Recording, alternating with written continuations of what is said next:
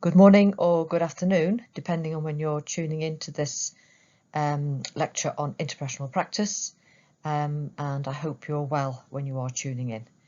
Just a little bit about me before I get started. My name is Noreen Maguinness, and I am a social work academic at John Moores University, and prior to leaving social work to enter higher education, I was a children and family social worker, qualified in 1987. Most of my practice, in fact all of my practice really, has been in relation to children and family social work. Offshoots of that, adoption and fostering, family support, family centres, child protection training officer, etc. But in the main it's been children and family social work. And my doctorate is in relation to children and family social work also, but with a particular focus on interprofessional practice and interprofessional working, which clearly is the theme of this presentation. It's not as telling you how to do interprofessional practice or working. It is essentially 25-30 minutes of asking you and teasing out critical ideas in relation to interprofessional practice, asking you to sort of think about the dynamics at play when you're engaging with other agencies, what works, what doesn't, what are the challenges, what are the impediments, rather than, which takes us seamlessly into the next slide, doing what Loxie believes, and certainly my own research in this area would support, this notion that everybody knows how to do it, everybody's signed up to it, everybody is committed to it, and it's just a common sense thing to do. There's no evidence for that at all. In fact, lots of evidence to the contrary. So I just want now with you to think through some of the issues and unpick some of the issues as we go along. So essentially this is a critical examination of interprofessional practice, and starting with Loxley's notion of, to achieve effective collaboration, the word itself must be removed from political rhetoric and the realm of common sense where it is too often found. I've cited that quote I do not know how many times in teaching, in tutorials, in one-to-one sessions, and indeed in my own research, and I think it is as relative and as pertinent today as it was in 1987. So moving on, I'd like to, over the next 30 minutes or so, just take, not a detailed look, because you can't possibly do that in 30 minutes, but I want you to just, with you, look at the role of perspective and culture in relation to language and power, roles and responsibilities, and different understandings of roles and responsibilities from other agencies to yourselves and from yourselves to other agencies. Again, citing and looking at my own research, when I asked children and family social workers what they expected other people, what they felt other agencies expected from them, they essentially said to rescue and remove children without the messy bit in the middle. And in relation to their expectations of other people, some of the social workers said they'd never really thought about it, or this completely untenable expectation that they wanted other agencies to give them information and to act in a timely manner. So almost having, other agencies to have the crystal ball. Other agencies were expected to know when to share information with adult services or children's services at the right time, and the right information and the information that was needed. Clearly that's an extremely high bar to set for any other profession. We're all given to what Dingwall has referred to as atrocity stories. So practitioners, and I've probably done it myself, you tell of your, heroic tale in relation to a family or a particular situation, and that the health visitor didn't quite get it right, the doctor misunderstood, the CPN was way off beam, they couldn't really grasp the issues. So all these other agencies can, when it suits us, we create these atrocity stories, essentially often to aggrandise what we did and our role and our responsibility. We all are, believe it or not, professionally socialised. You will have been through a 2-year MA programme or a 3-year BA programme, and you come out of it the other side really thinking and acting in a particular way with a particular value base. Guess what? Other agencies do exactly the same thing.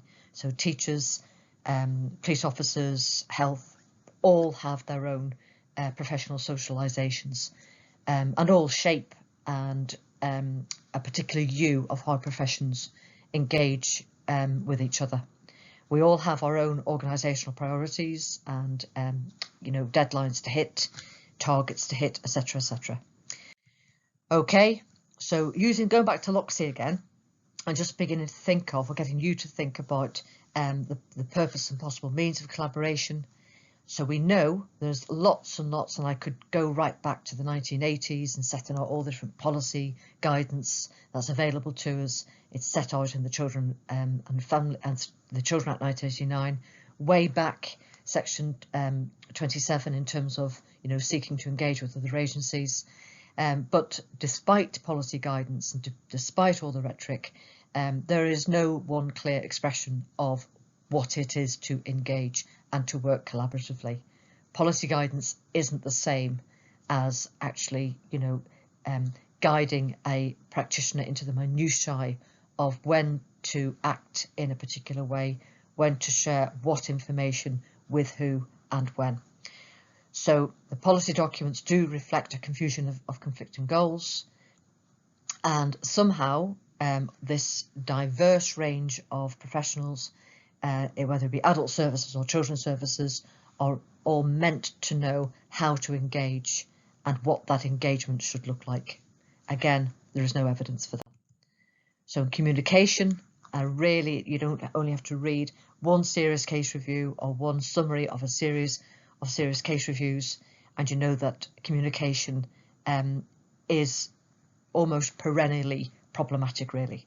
So let's look at some of the reasons why that might be, and some of the ways you might be able to meet some of those challenges and shape your practice, or be mindful in terms of your practice how to overcome some of those issues. There's extrinsic and intrinsic barriers to communication. Obviously, all the external stuff, and this isn't to minimise this at all.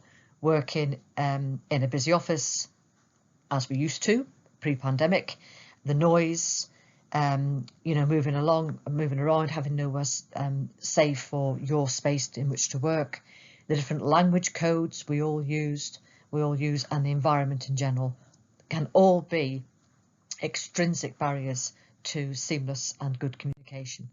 Then you have the internal barriers. We all are set up within the receiver and we can are very good at either including or excluding attitudes based on past experience. We're very good at screening things out if we don't want to hear them. We have feelings and emotions. We can be stressed, we can be anxious, we can be fearful, dare I say, in relation to some case situations, and all sorts of internal thought processes relating to the communicator and the message.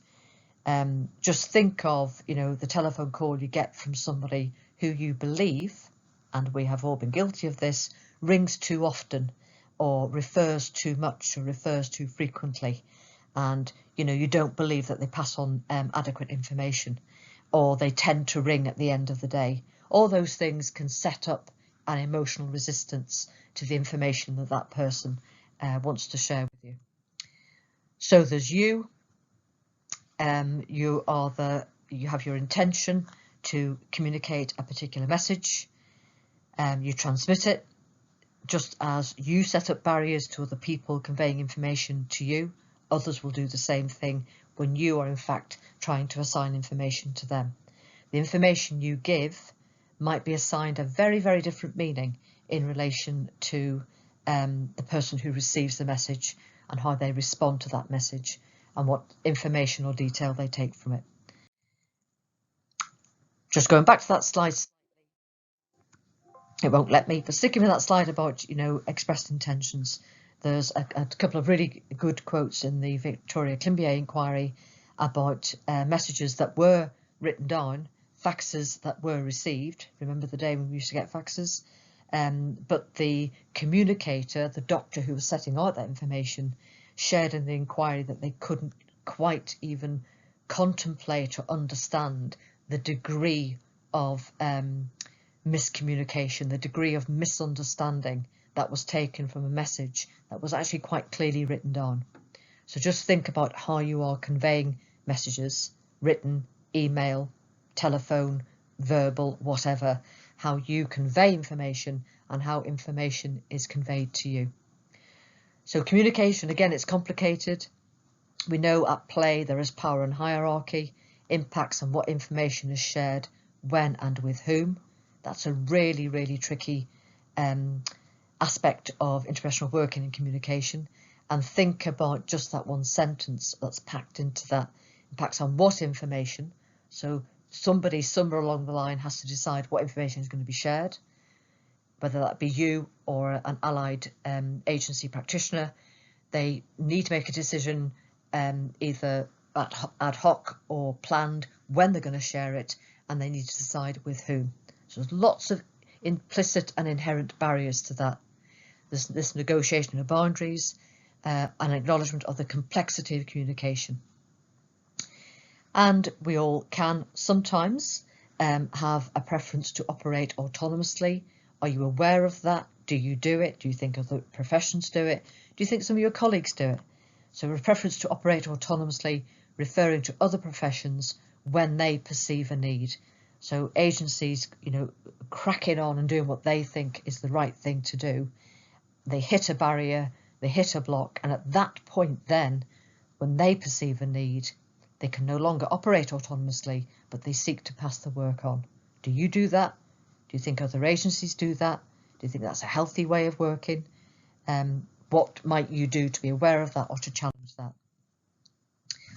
Some work from Richardson and Asana about the practice implications from certain professions. So some professions seen as ideal, some over open. There was some critique of the police in that regard. You may or may not agree with that. Over cautious, some critique of GPs in that regard, or simply chaotic, no particular rhyme or reason to when or how information was shared. A useful article that I recommend you read. Professional culture. So I would say is really key in professional working. You're involved in an investigation involving the police and health. At different points during that investigation, the definition of the problem will shift as the case progresses. It might start off social, it becomes legal, and then it becomes medical, then it might go back to social. So who's defining the issue at that stage? And in terms of professional culture, who broadly is more aware of how problems are seen or defined?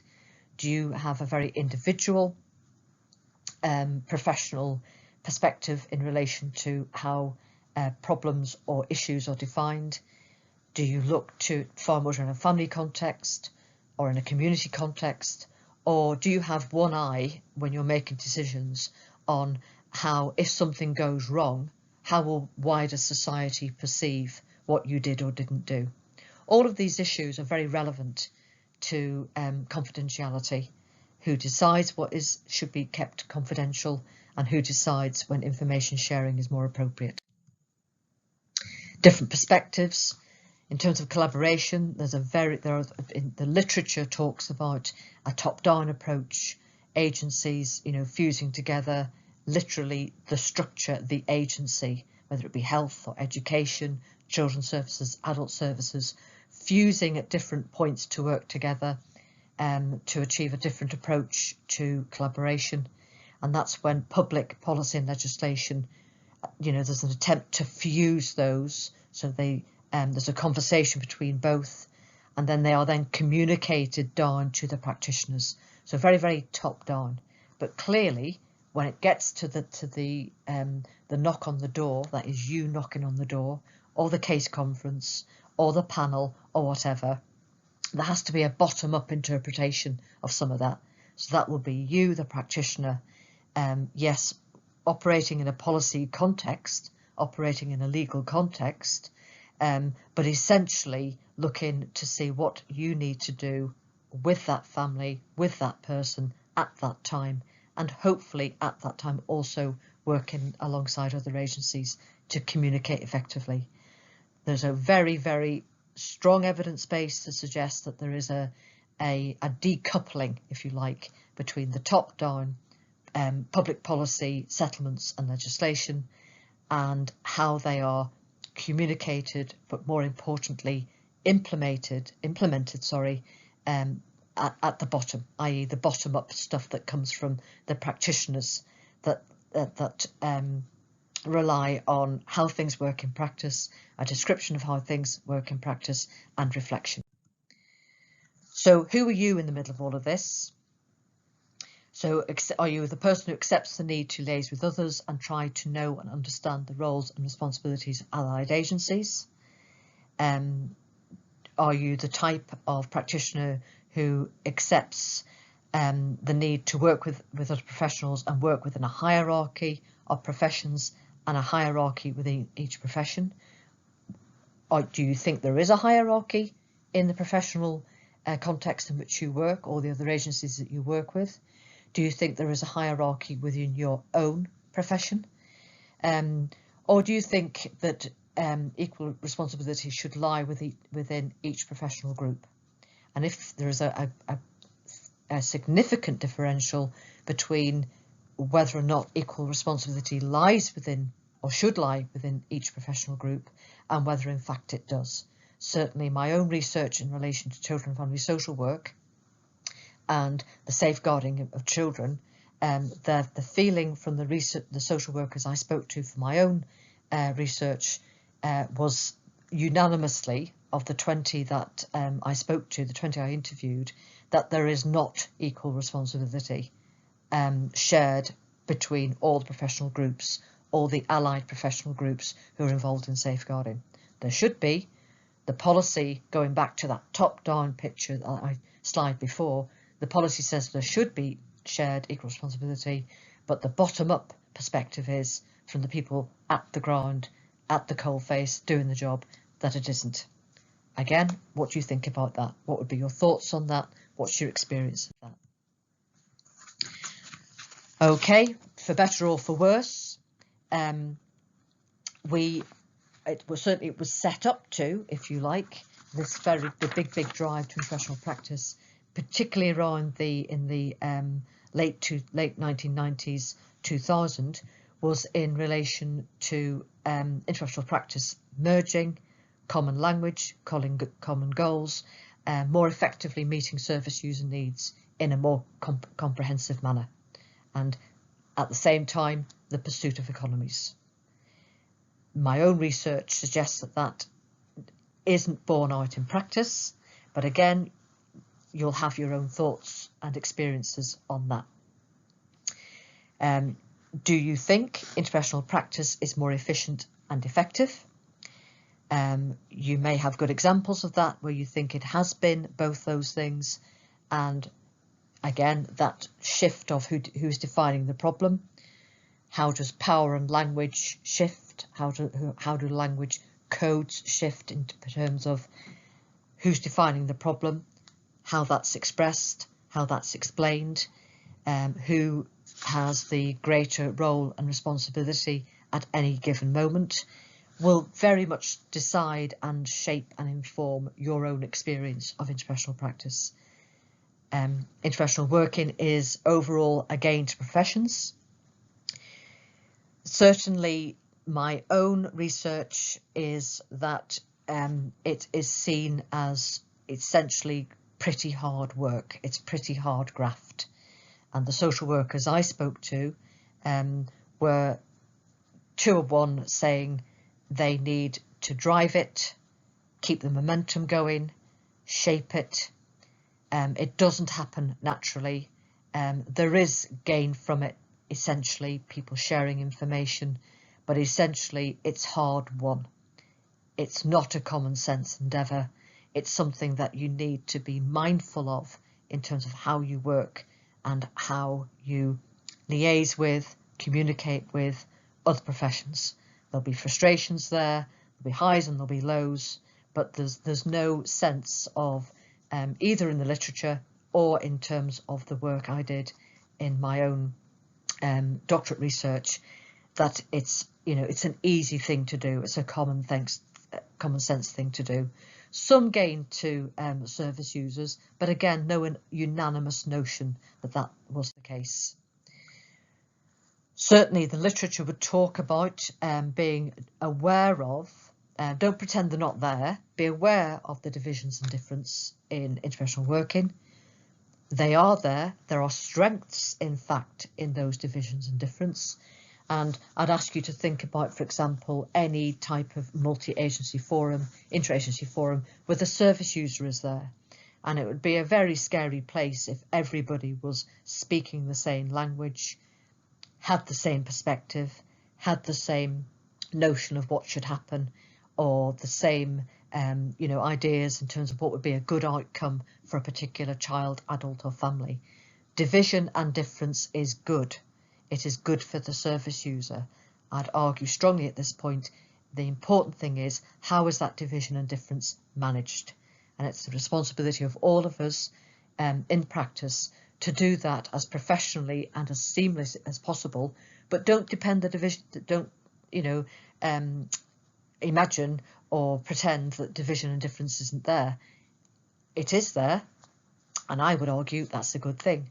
I'd also argue it's a good thing that we all have different professional values, and that we all are in fact trained and professionally socialised differently. That's a good thing for practice. That degree of diversion and discretion and difference is a good thing.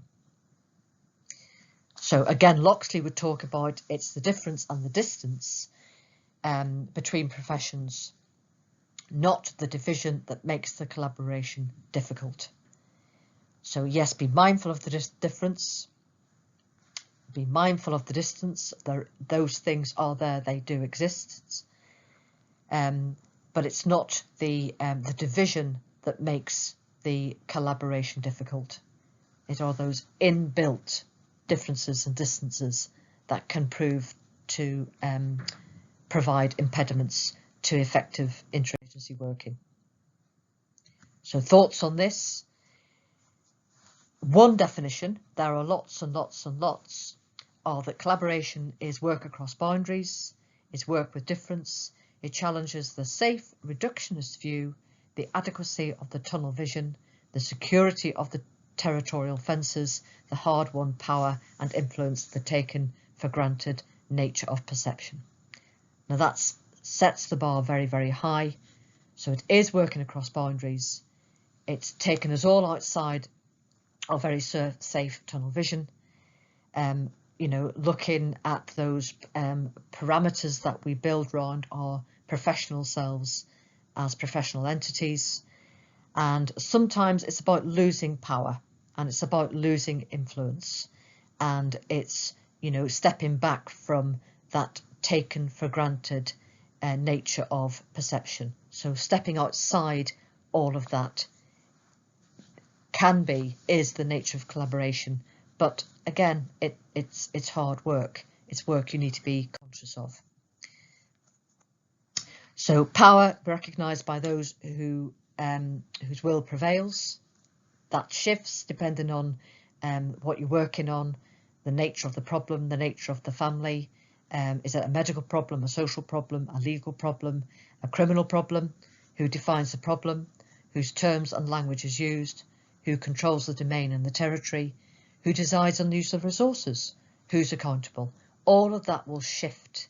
It's not binary, it's not static, it's fluid.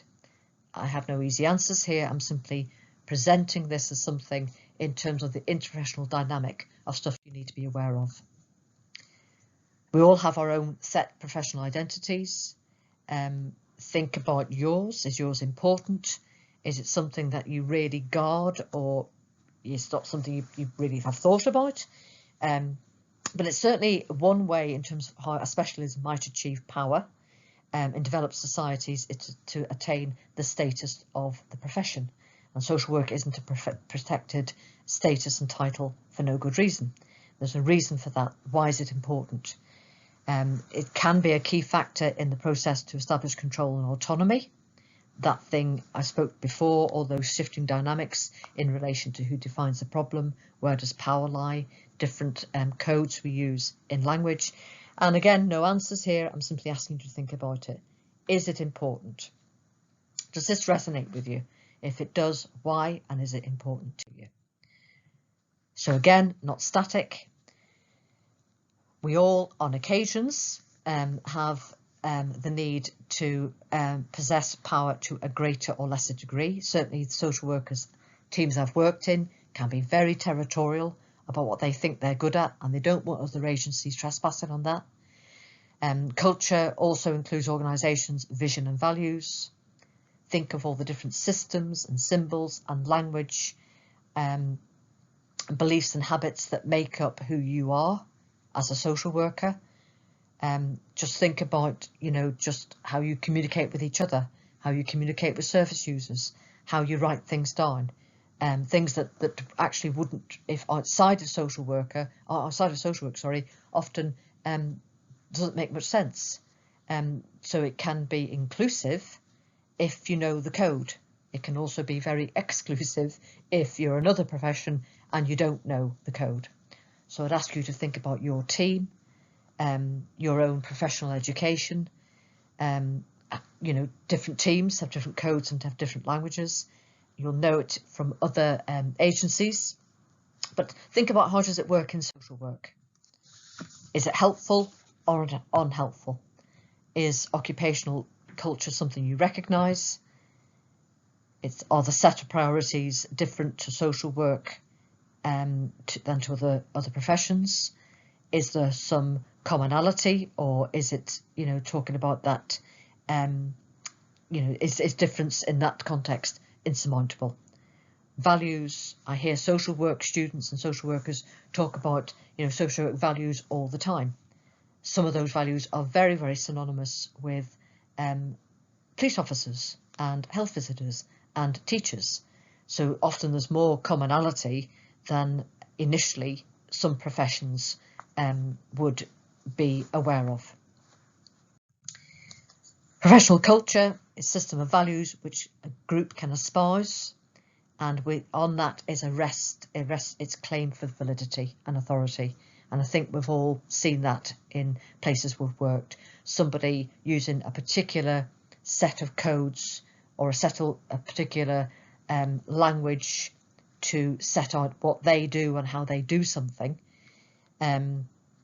which is, doesn't make much sense to another agency coming in. But in terms of that professional capital, that symbolic capital that brings and adheres that professional group and brings, that social work team together, there's lots of stuff in there in relation to culture and identity, and how social workers see themselves, and how, in fact, it shapes how they are seen by both its adherents or indeed critics of social work. So think about your professional culture and think about your team culture. In terms of the value-based stuff and values and claim making, is there truth in that? Is it if it's at the implied disparagement of other professions, social work values are better than other professional values, would you say, one, that could be provocative? And if you are making the claim, or social work is making the claim, that their values are very distinct or unique, is that merited or unmerited?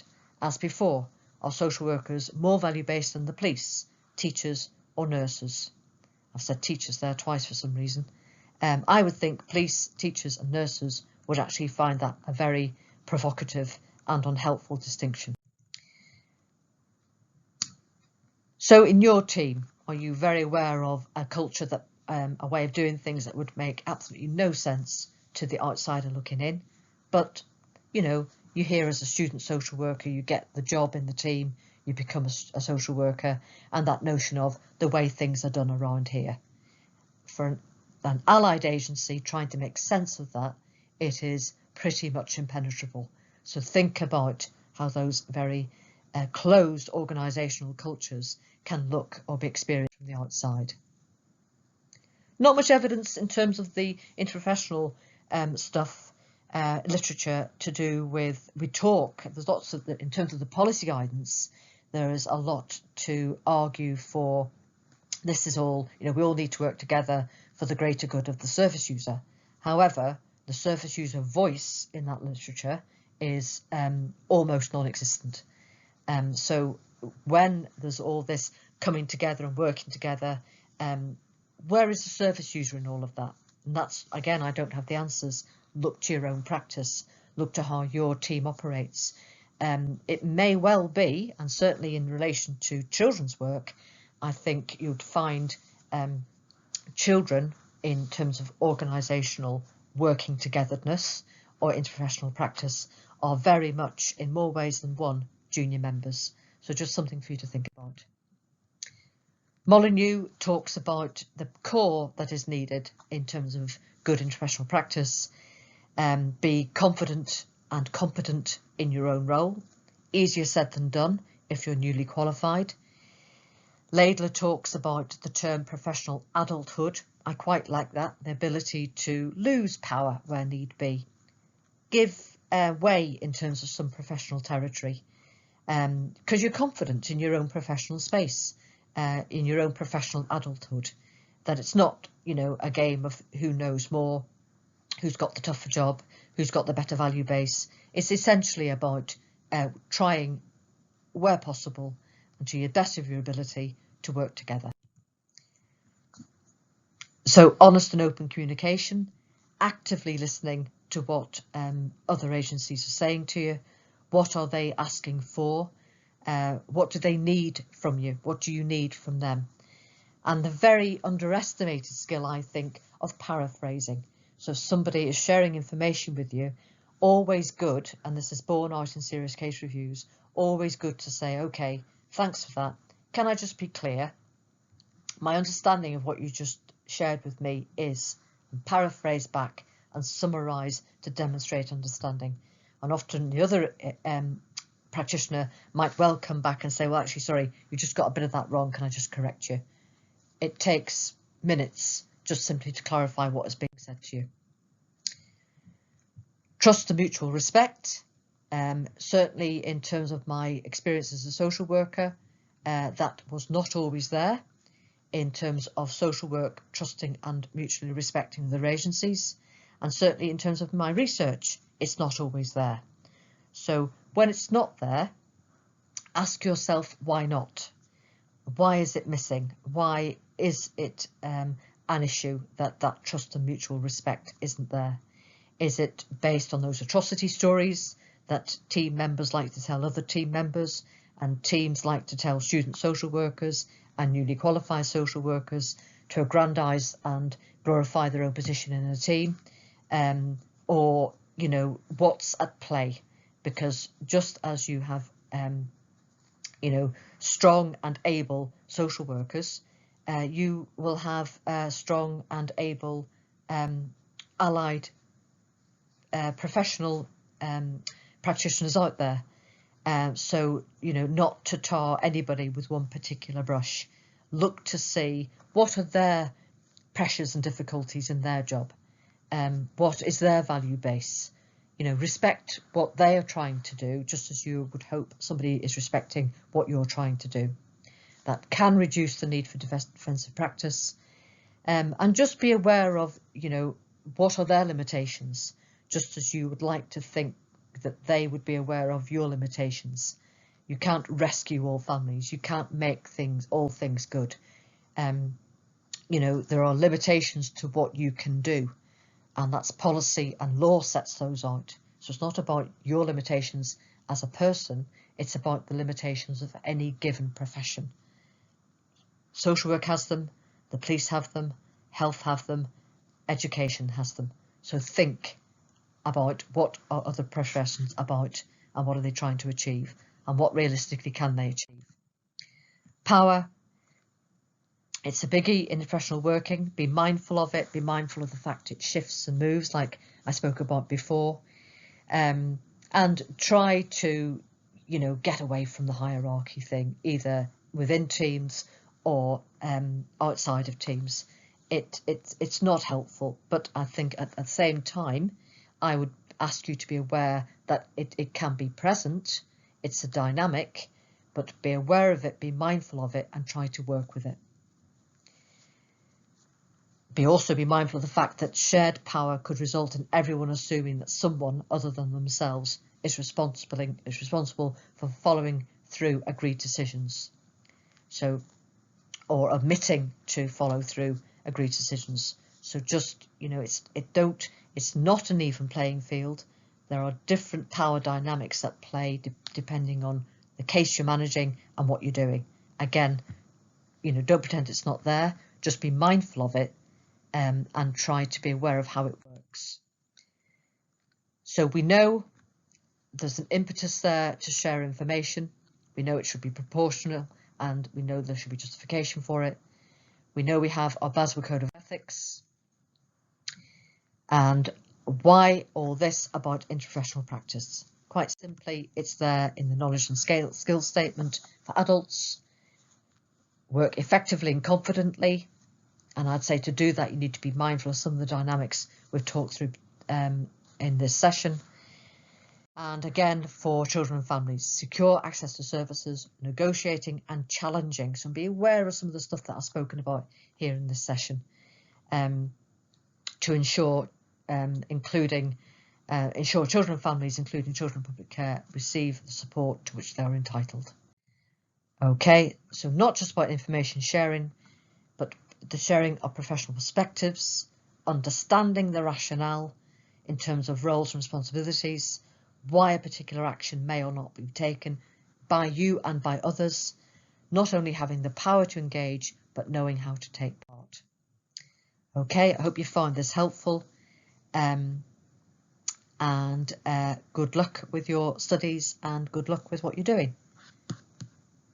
Thank you. Bye-bye.